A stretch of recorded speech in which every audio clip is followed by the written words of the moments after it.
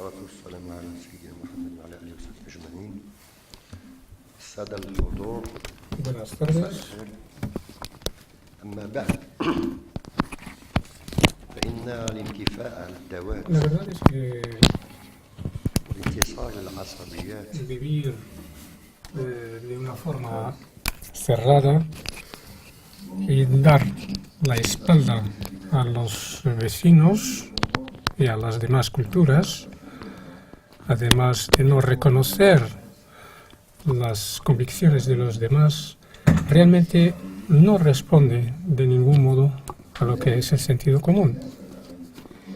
De ahí que yo titulara mi intervención como la consolidación religiosa de lo común entre los humanos.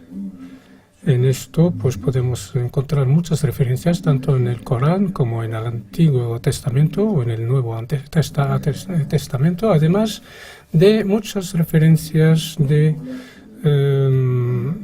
tratados, de convenciones internacionales, tanto como de Ginebra, de La Haya, además del Libro Blanco publicado por la Unión Europea en 2008, que se refiere a los principios universales relacionados con la libertad, la justicia y la igualdad. Ahora bien, cuando reflexioné sobre esta temática, constaté dos aspectos muy importantes sobre la axialidad, si se puede decir, de la dignidad para los humanos. El primer aspecto, habrá que hablar de los puntos de encuentro entre los seres humanos. Y el segundo aspecto tiene que ver con el asentamiento religioso de ese legado común. Sabemos todos que el legado compartido entre la humanidad pasa necesariamente por la dignificación, como viene en el versículo coránico, donde se dice que hemos dignificado al ser humano. Pero los seres humanos, después del paso del tiempo, pues se confundieron, olvidaron sus obligaciones y cayeron en conductas negativas que se contradicen totalmente con las estipulaciones coránicas, tanto en cuanto a libertades como en obligaciones. Y puesto que estos principios de dignificación abarcan a todos los seres humanos, pues han sido de consentimiento universal también, de forma que esto se ha reflejado, ha inspirado legislaciones positivas o legislaciones divinas. De ahí la Declaración Universal de los Derechos Humanos y la Declaración Árabe de los Derechos Humanos, además de la Convención Internacional para Eliminación de todo tipo de discriminación. También los derechos de los derechos civiles y políticos de 1966 y la Convención de Eliminación de todo tipo de discriminación en base a religión o etnia de 79, además de la Convención del 84 en contra de la tortura. Y por supuesto que anteriormente estaban los tratados de Ginebra y de La Haya en cuanto a las leyes internacionales humanitarias, sobre todo cuando se trata de conflictos armados. También la Unión Europea pues, ha elaborado, como dije antes, el libro blanco, varios textos como el que cito diciendo que el futuro común depende de nuestra capacidad de respetar los derechos humanos y prevalecerles y garantizar la dignidad de todo ser humano. De todas formas, esto sería como un preámbulo. Ahora bien, ahora pasaremos a hablar del concepto desde el punto de vista islámico. Yo pienso que los aspectos compartidos realmente son varios. Tenemos la biología compartida, de forma que tenemos una unicidad del origen de los seres humanos. Y aquí hay el versículo coránico que dice que hemos creado el ser humano de tierra o de arcilla. También otro versículo dice: oh gente, oh seres humanos, respetad a vuestro Señor que os ha creado de un solo ser. Así que cuando hablamos de la unicidad del origen, no va en detrimento en la diversidad de las etnias, los colores, las culturas, las lenguas, etc. De ahí este versículo coránico que dice, pues de sus milagros, la creación de las tierras, los cielos y la diferencia y la diversidad de vuestras lenguas, colores, etc. Además, esta unicidad tampoco se contradice con la diversidad, ya que en el versículo coránico dice que si Dios hubiera querido o os hubiera creado como un pueblo único y uniforme. Sin embargo, os ha creado diversos. Por supuesto que el hecho de admitir que somos diversos, pues esto conlleva también la obligación y la libertad de la convivencia y la tolerancia. Y aquí viene el versículo coránico que dice, oh gente, os hemos creado diferentes para que os conozcáis. También tenemos aspectos compartidos a nivel funcional y a nivel de construcción de la tierra. Y esto pues se deduce del versículo coránico. Tu Señor les dijo a los ángeles que voy a poner en la tierra un sustituto con el sentido de que va a construirla, va a edificarla.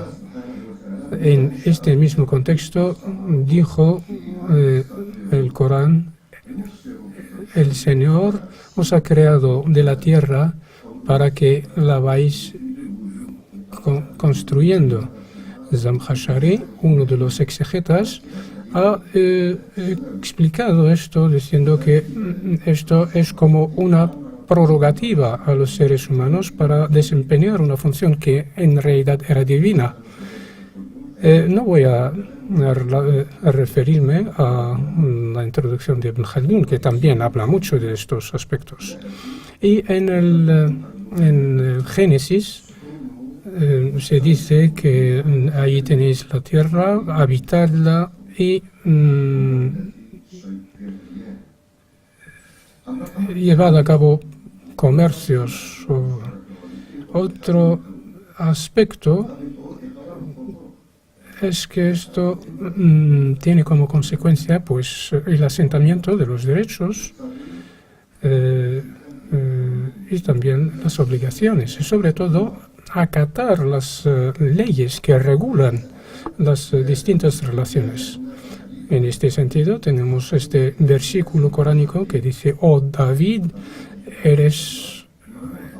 hemos hecho de ti un gobernante en la tierra, pues sé justo». Esto es muy importante. También otro aspecto compartido es lo que es el instinto. Un instinto que tenemos todos los seres humanos, una cierta predisposición para aceptar todas las religiones y también para anhelar en cuanto a la justicia y a ambicionar las libertades, las propiedades y también tener sentido común. Todos estos son factores comunes e instintivos para todo aquello que pertenece a la humanidad. Así que se trata de generalidades para definir, pero esto pues requiere más detallarlos, y sobre todo en cuanto al asentamiento religioso compartido entre los seres humanos. Los expertos han tenido muchas opiniones. Algunos partieron desde los 10 mandamientos del Antiguo Testamento y buscaron a partir de ahí pues equivalencias en los textos coránicos. Todos estos mandamientos son compartidos, como prohibir matar, el adulterio, tratar bien a los padres. Todos estos son equivalencias realmente de las religiones monoteístas. Y algunos investigadores pues también tenemos las 5 necesidades, lo que es la protección de las cosas esenciales. Los eruditas musulmanes también consideran que todas las religiones y todas las confesiones coinciden en estas 5 preservaciones esenciales.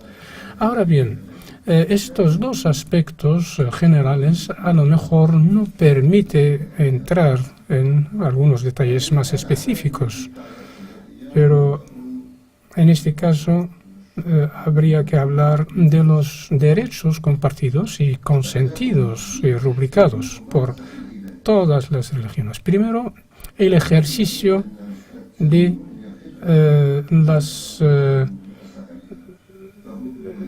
las religiones, ya que, como hemos dicho, esto parece ser algo instintivo que comparten todos los seres humanos. Y de forma que aquí tenemos un versículo coránico donde dice: dirígete al Señor de los universos que ha creado todo. De todas formas, para asentar estas libertades, también un versículo coránico que dice: la religión no es por coacción, y cada uno tiene la libertad de elegir el camino que quiera.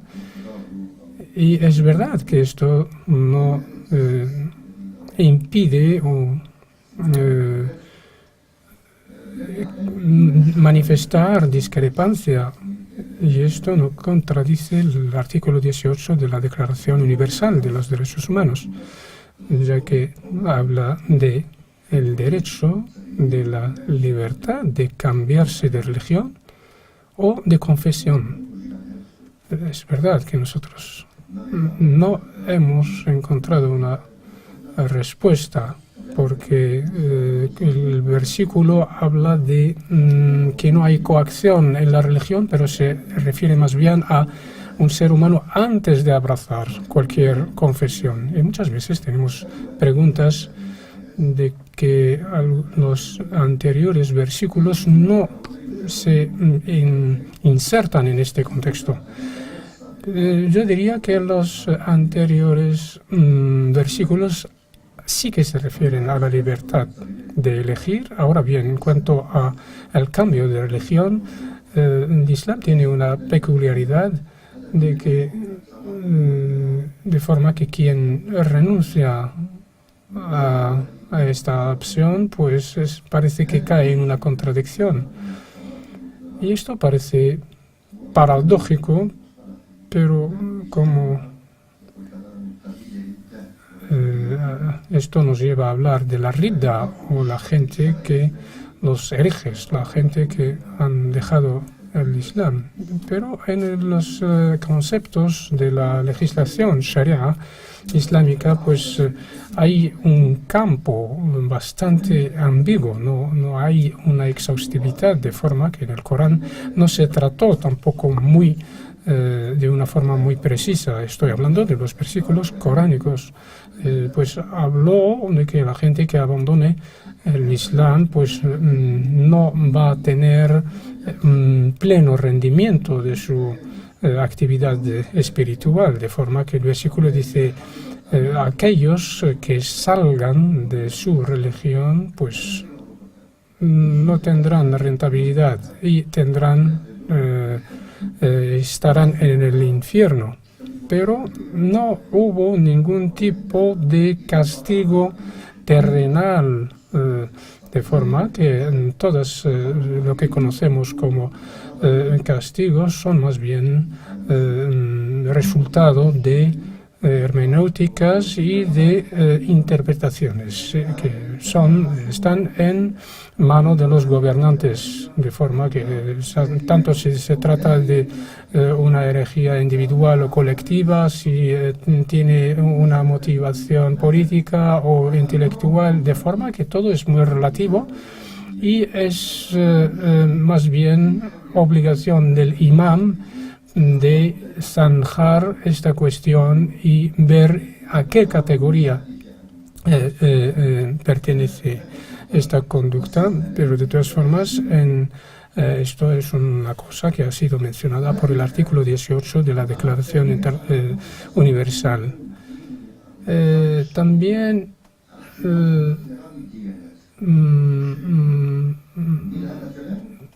tenemos muchos textos, tanto hadices, dichos y conductas del profeta que realmente promueven la libertad, el respeto a las demás confesiones, como por ejemplo el hecho de animar a los musulmanes a respetar los templos, tanto cristianos como judíos, y dejarles toda la libertad para ejercer sus confesiones. También tenemos muchos testimonios por parte de los compañeros del profeta. Por ejemplo, el segundo califa, Omar, les dio a la gente de Jerusalén pues garantías sobre sus personas, sus templos, sus propiedades, y dijo que no se pueden coaccionar en sus confesiones y en su fe. Ahora pasamos rápidamente a lo que es el derecho en la vida. Es algo muy claro para todas las confesiones y todas las convenciones internacionales. Tenemos muchos versículos que prohíben totalmente matar, por lo tanto, matar a una persona injustamente es como matar a toda la humanidad. Así reza el versículo coránico.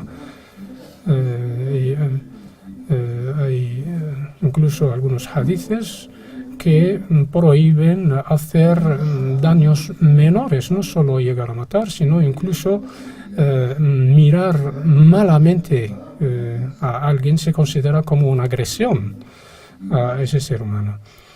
También el artículo 5 de la Declaración Universal, donde habla de que ningún ser humano debería de ser objeto de tratos cruel o de tortura. Pues el Islam coincide plenamente con esto en cuanto al el respeto de la dignidad humana. También el convenio de La Haya también habla de la prohibición de atentar contra los adversarios en cuanto a situaciones bélicas, y esto de 1907. En el Corán hay equivalencias, de forma que dice: si vencéis a vuestros adversarios, no les humilláis, no les quitáis la ropa. Y esto es muy importante, de forma que los vencidos, aunque sean vencidos, pues tienen derecho a su dignidad como seres humanos. También hay muchos versículos que hablan, hay muchas referencias islámicas sobre los presos, y también el Islam prohibió el uso de los escudos humanos. Utilizar a seres humanos como escudos es totalmente prohibido. Esto ha sido explícitamente prohibido por el profeta Muhammad. También se ha prohibido totalmente el uso de armas letales, armas envenenadas, como así puede ser el caso de flechas. También el Islam respeta y incentiva el respeto del ser humano también después de la muerte, de forma que los adversarios muertos no se debe de ningún modo mutilarles ni tocar su cuerpo. Bueno, pues también tenemos de ahí, pues emanan otros derechos como el derecho a la sanidad, el derecho social, los derechos especiales de los niños o de las madres. Por ejemplo, cuando son presos, no se puede separar a los niños de sus madres, sobre todo cuando son pequeños. Asimismo, el Islam también animó a la gente que quiere ayudar, los pudientes que quieren ayudar incluso a comunidades que no son musulmanas, como el caso de las comunidades cristianas y judías. También hay versículos y hadices y conductas del profeta que respetan las costumbres y los hábitos de otras culturas, de forma que tenemos, por ejemplo, el califa Omar, pues respetó todas las lenguas, tanto el persa como otras lenguas de los pueblos que abrazaron el Islam, y además de sus costumbres y sus hábitos. Además, también hay referencias islámicas sobre el derecho de los inmigrantes. Y es curioso esto porque tenemos incluso actas o testamentos o recomendaciones de algunos sultanes para, sobre todo, aseverar que los inmigrantes tienen que ser protegidos, tienen que ser respetados, y esto pues tenemos muchos ejemplos y casos. Por ejemplo, el profeta tenía tenía un sirviente que era judío. Y ese sirviente enfermó, y entonces el profeta se desplazó a su casa para visitarle. Y no solo esto, entonces de ahí salieron pues varios preceptos en cuanto a esta buena conducta y buen trato con la gente que no comparten con nosotros la misma confesión. Incluso el califa Omar pues tenía como escribano un escribano cristiano y alguien le cuestionó eso, pero él contestó de una forma muy firme y muy segura diciendo: esto es una parcela íntima y personal. Él está haciendo aquí, desempeñando un trabajo de escribano, pero yo no puedo entrar en su confesión, ni él en la mía. De forma que ahí, a lo mejor, algunos ven aspectos tan superficiales como la vestimenta como si fuese tan importante,